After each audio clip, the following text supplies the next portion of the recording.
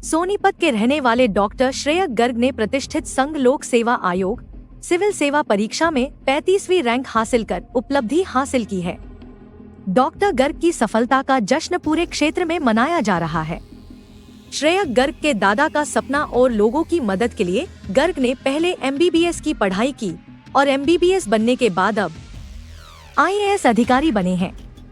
Doctor श्रेयक Garg ने महाराष्ट्र के वर्धा में महात्मा गांधी आयुर्विज्ञान संस्थान से MBBS की डिग्री भी हासिल की है और प्रशिक्षण के लिए ग्रामीणों के बीच पहुंचे तो उन्होंने वहां के हालात देखे और उनकी मदद करने की ठानी, लेकिन मदद करने के लिए उन्हें बड़े पद पर जाना जरूरी था, जिसके बाद उन्होंने 2020 में बगैर तैयारी के ही UPSC का एग्जाम दिया और फिर तैयारी शुरू कर दी। तैयारी करते हुए 2023 में दोबारा एग्जाम दिया और उसके बाद अब उन्होंने 35वीं रैंक हासिल की है। डॉक्टर श्रेयक गर्ग ने कहा कि उन्होंने लोगों की सेवा करने लिए सिविल सर्विसेज चुनी थी और उसी के लिए मेहनत की और नतीजा सभी के सामने है।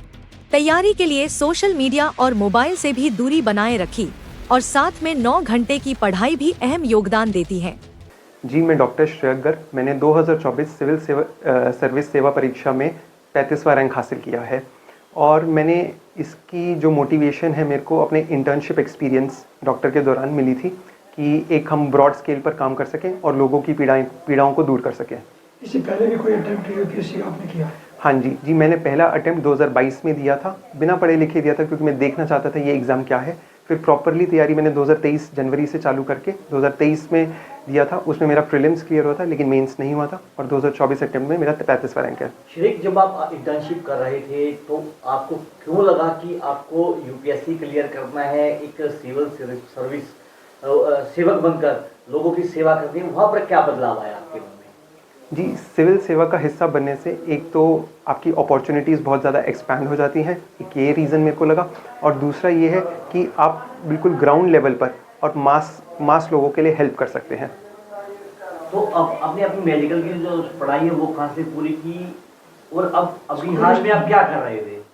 मैंने अपनी मेडिकल की पढ़ाई Mahatma Gandhi institute of medical science Sevagram Wardha से पूरी की है। मैं 2022 में ग्रेजुएट हुआ था। स्टडी कहाँ से की आपने?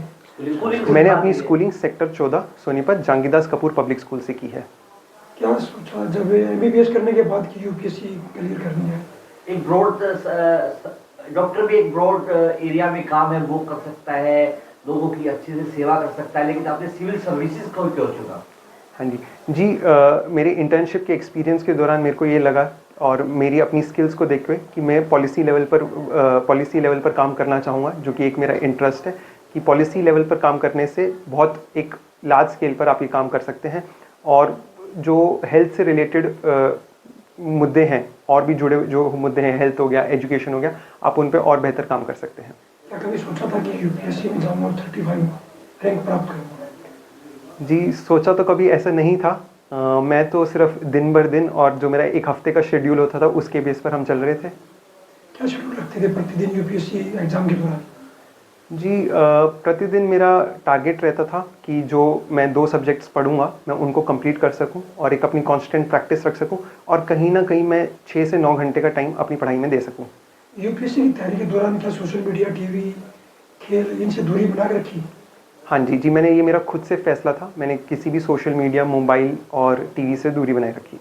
यूथ के लिए क्या संदेश है आपका? जी, मेरा यूथ के लिए ये संदेश है कि आप जिस चीज़ में भी बिलीव करते हैं उसमें कन्विक्शन रख के उसको परस्यू कीजिए। बहुत सारी स्ट्रगल्स, हिंड्रेंसेस आएंगी, बट अगर आप में सेल्फ बिलीफ है एंड अगर आप अपने आप से सच बोलते हैं और आप निरंतरता काम करते रहते हैं कंसिस्टेंसी से, तो आप ज़रूर सफल होंगे। कभी माता पिता ने रोका नहीं, बेटा MBBS कर ली, अब तो डॉक्टर बन जाओ, आप UPSC की तैयारी मत करो?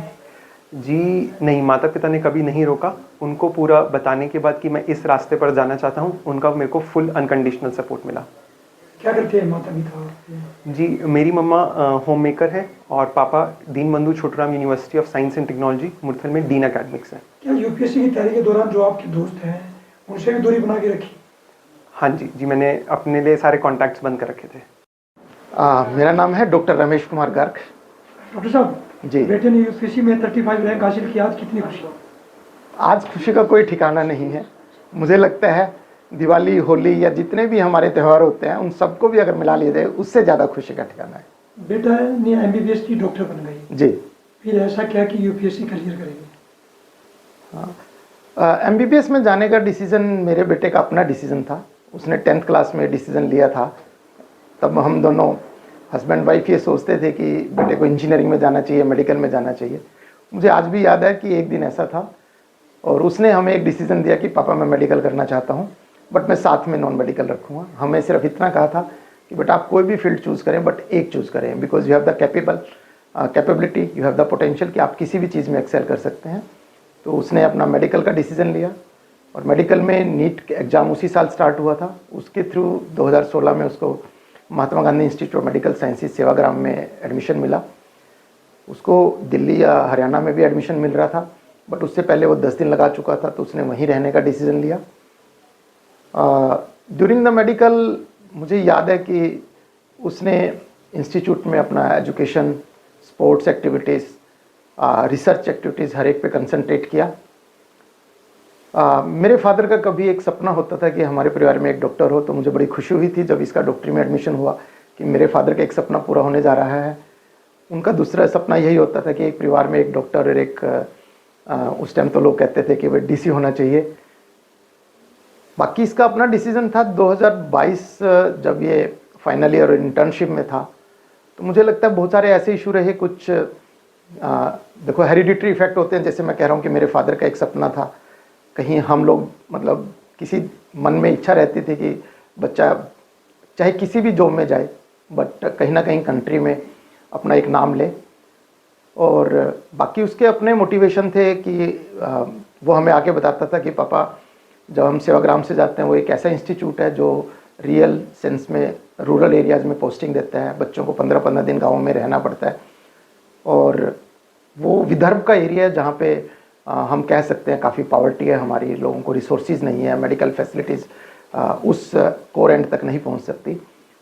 तो उसको वहाँ भी फील होता था कि कुछ ऐसा काम किया जाए कि अगर मैं कितने लोगों को मैं ट्रीट कर पाऊँगा, तो मैं तो बहुत लिमिटेड लोगों को ट्रीट कर पाऊँगा, तो क्यों ना कुछ ऐसा हो जिसको कहते हैं कि क्योर करने की बजाय कि अगर हम कोई प्रिवेंटिव मेथोडोलॉजी यूज़ करें जिससे कि हम लोगों के हेल्थ को एक बेटर बना सकें, इंडिया को एक स्वस्थ बना सकें, स्वस्थ भारत की तरफ हम जा सकें। तो वो एक ये था कि कोई ना कोई ऐसी लाइन आपको लेनी पड़ेगी जहाँ पे आप पॉलिसी मेकिंग में जा सकते हैं, डिसीजन मेकर बन सकते हैं, तभी आप ये काम कर सकते हैं। तो वहाँ से मुझे जो लगता है कि थोड़ा थोड़ा उसका वहाँ से मोटिवेशन था।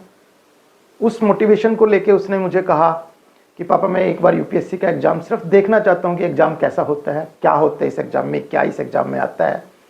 तो उसने अपना फाइनल ईयर के साथ सिर्फ जस्ट फॉर अपीयर होने के लिए वो अपीयर हुआ था। उसमें भी इसने अपना प्रीलिम क्लियर किया, एक अच्छे मार्क्स से उसने प्रीलिम को क्लियर किया। उसके बाद उसने अपना ये डिसीज़न लिया कि पापा अब मैं इस एग्ज़ाम को करूँगा। तो उस डिसीज़न के बाद फिर इसने अपना सेकंड अटैम्प्ट जिसको कह सकते हैं, अदरवाइज़ हमारे लिए वो फर्स्ट अटैम्प्ट था क्योंकि पहला इसने सिर्फ डिसीज़न लेना था, वो अटैम्प्ट दिया। उसमें इसको 710 के आसपास मार्क्स मिले और ये रफली 30 मार्क्स से मेंस में रह गया था प्रीलिम करने के बाद। और फिर इस एग्ज़ाम में उसने प्रीलिम क्लियर किया, मेंस क्लियर किया और अब इंटरव्यू में क्लियरेंस के बाद उसको 35th रैंक मिला है। बेटा जब यूपीएससी की तैयारी कर रहा था, सोशल मीडिया, जी, फ्रेंड्स और टीवी से दूरी बनाई हुई थी। बिल्कुल। जब बेटा कर रहा था यूपीएससी की एग्ज़ाम के लिए प्रिपरेशन, तो कोई भी सोशल मीडिया, जैसे इसके मोबाइल में व्हाट्सएप नहीं होता था और फेसबुक, इंस्टाग्राम, ये आज तक भी हर एक उससे अलग रहा है। इवन यहाँ तक था कि फ़ोन को काफ़ी टाइम तक ये स्विच ऑफ कर लेता था, फ़ोन पे बात नहीं करता था। हमें याद है बहुत अच्छे तरीके से कि फैमिली फंक्शंस नहीं अटेंड करता था। इवन काफ़ी फंक्शंस में और आउट स्टेशन अगर कोई भी फंक्शन होता था तो हस्बैंड वाइफ में से हम एक टाइम में एक ही आदमी हम बाहर होता था। हम दोनों कभी शायद इन 2 सालों में बाहर नहीं गए।